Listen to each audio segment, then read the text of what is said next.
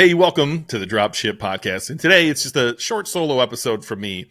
And it's around a word I've been hearing a lot lately, which is quitting.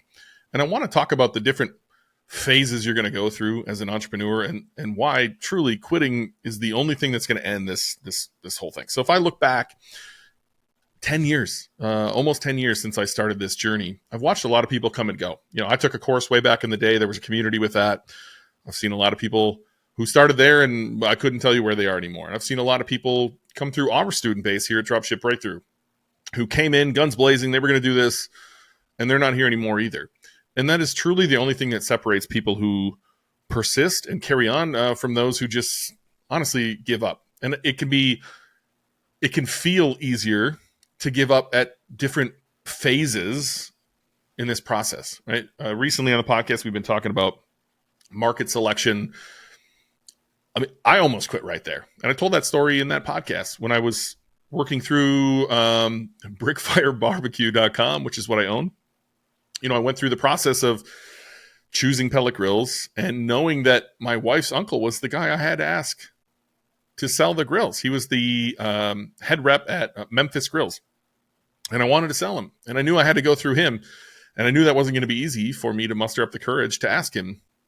And so I almost quit. And then someone posted in the community that I was part of that they did pellet grills and pellet grills doesn't work. And here's why you should avoid the industry.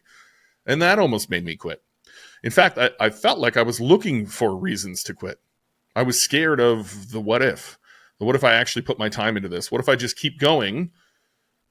I was scared of that. I was scared of finding out what might happen. I might be successful, but I might also fail. And I've been telling a lot of people I'm going to do this. I remember listening to a lot of podcasts, much like this one, while working at the Walmart distribution center. Even before I had started saying, I'm going to do this.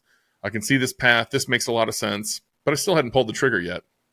And once I had pulled the trigger, I was scared that if I failed or if I quit, how that might make me look. And reality is society is like crabs in a pot. They're all trying to pull you back down to their level so that they can feel normal too. That like if you can do it, that makes their story wrong. If you can persist through this, that means they could have too. And that really hurts, right? And so I think when I look back, I can't really put a finger on why I didn't quit other than I didn't want to have to show my face again if I did quit.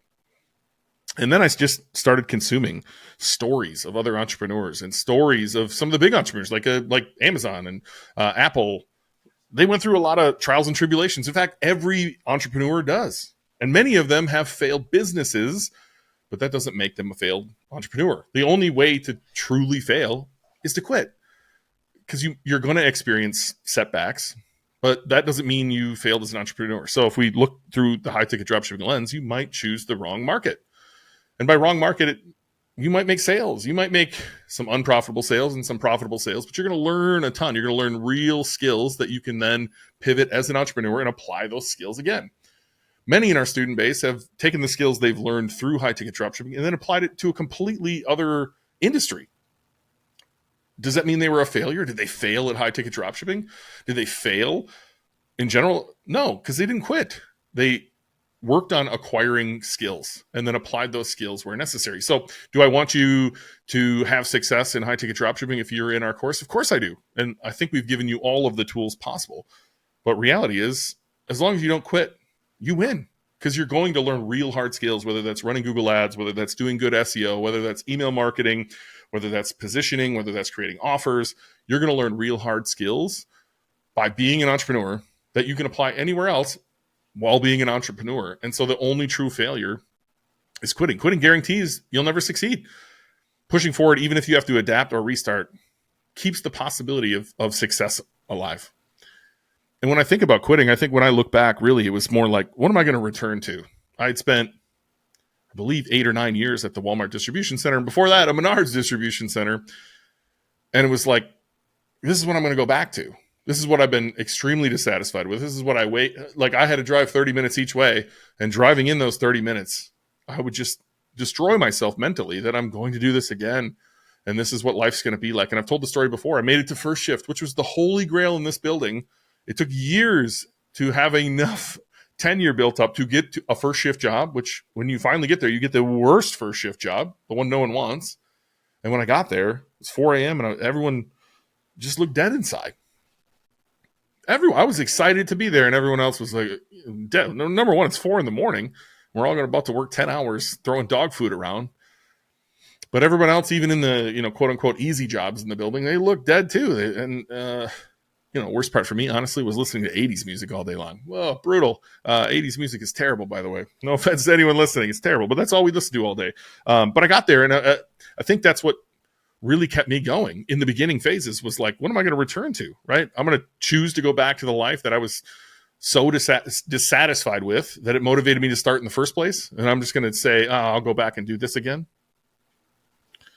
I wrote this note, is the safe, unsatisfying path really better than continuing to fight for your entrepreneurial dream and the freedom, the / lifestyle that you want? That's truly what we're all fighting for here is freedom, right? We want the ability to make our own choices, to dictate our own path.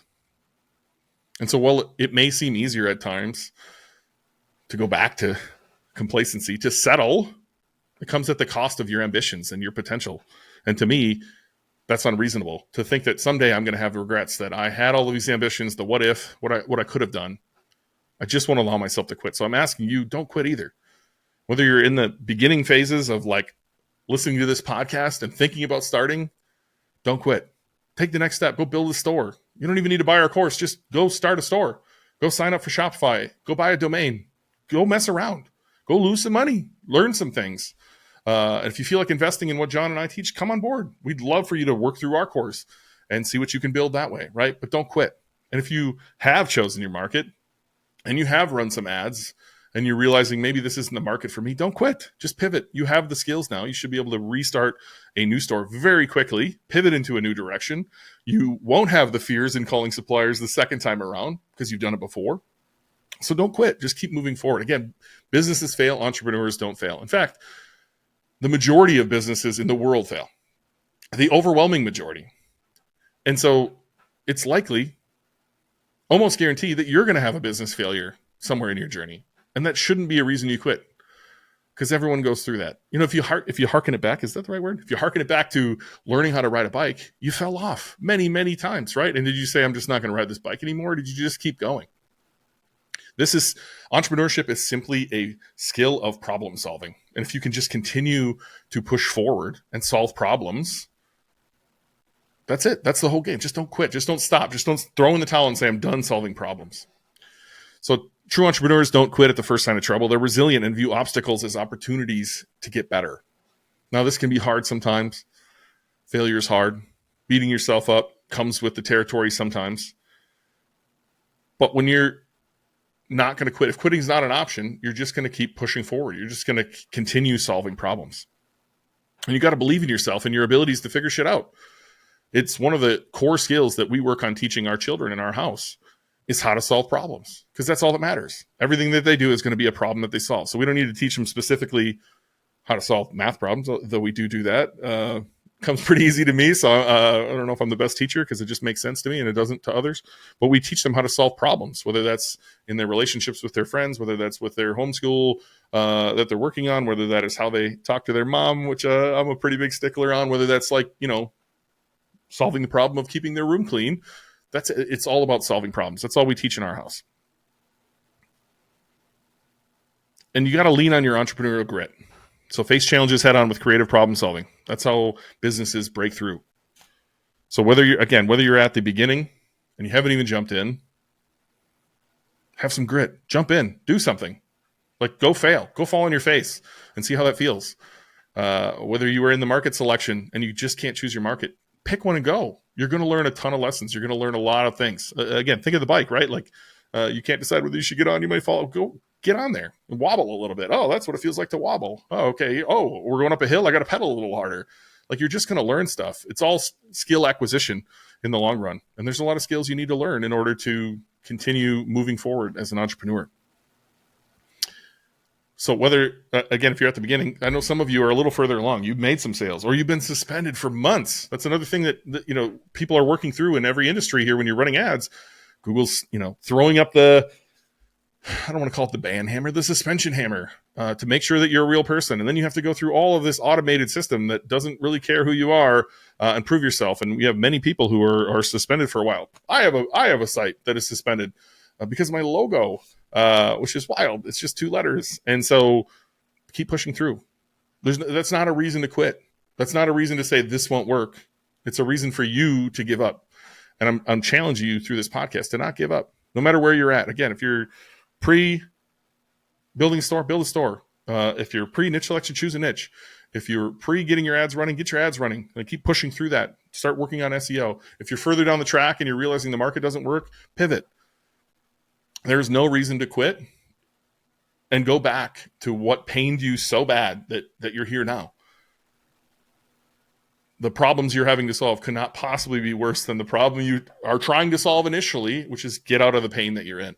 And so mine was a warehouse. Yours might be corporate bureaucracy. I know that's what John went through. You might have your own set of problems, your own whys, your children, freedom, whatever it is for you. Just don't quit. I'm just begging you, don't quit. Because if you just keep going, if you just keep problem solving, you're going to get to a place that you're happy with. And that's all that matters. That's what we're doing this for. And there really isn't another option, in my opinion. So I hope there's not another option for you. If I can be a resource for you, if you need to lean on me, if you're in our community, hit me up in Slack. If you're getting to the end point where you feel like quitting, I'll happily help you. If you're in our Facebook group and you're not yet in our course, post in the Facebook group.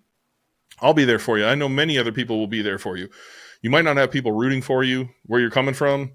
In fact, you might have a lot of people doubting you, but I promise you in our community, everyone here is rooting for you. Everyone. And everyone who's been successful is looking at you fondly, saying, hell yeah, good for you for taking a chance here. So don't quit. Keep going. Thanks for listening to the Dropship Podcast. You can find all the show notes for this episode at dropshippodcast.com. And if you're ready to take the next step in your dropshipping journey, we invite you to join us inside Dropship Breakthru, where John and I will walk you through step by step in starting your own high-ticket dropshipping e-commerce business. But that's not all. Dropship Breakthru will also teach you everything you'll need to know to grow your business and take it to the next level. So head over to dropshipbreakthru.com and sign up for our free training that will help you take the first steps towards building and growing your own profitable high-ticket dropshipping business.